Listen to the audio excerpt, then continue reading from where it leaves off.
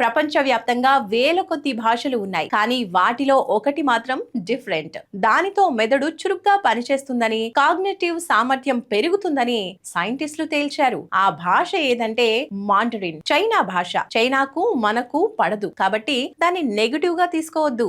ఆ భాషకు ఎందుకు ఆ స్పెషాలిటీ ఉందో తెలుసుకుంటే చాలు. సాధారణంగా మనం తెలుగు, ఇంగ్లీష్, హిందీ వంటి భాషల్లో మాట్లాడుతున్నప్పుడు, రాస్తున్నప్పుడు మెదడులోని ఎడమ భాగం మాత్రమే యాక్టివ్ గా పనిచేస్తుందట. అదే మాండరిన్ విషయంలో ఎడమ, కుడి భాగాలు రెండు కూడా యాక్టివ్ గా పనిచేస్తాయట. ఎందుకంటే మాండరిన్ భాష చిత్రాలు, గుర్తులతో కూడి ఉంటుంది. మాట్లాడేటప్పుడు అక్షరాలు, పదాలను ఒత్తి పలకడం, ఎక్కువసేపు పలకడాన్ని బట్టి వేర్వేరు అర్థాలు ఉంటాయి. అంటే ఒక రకంగా ఆడియో విజువల్ ప్రాసెస్ జరుగుతుంది. ఇది మెదడు కుడి భాగంలో జరుగుతుంది. అంటే మెదడులోని రెండు భాగాలు యాక్టివ్ గా పనిచేస్తాయి. అందుకే చైనీస్ నేర్చుకోవటం వల్ల మెదడు షార్ప్ అవుతుంది అంటున్నారు.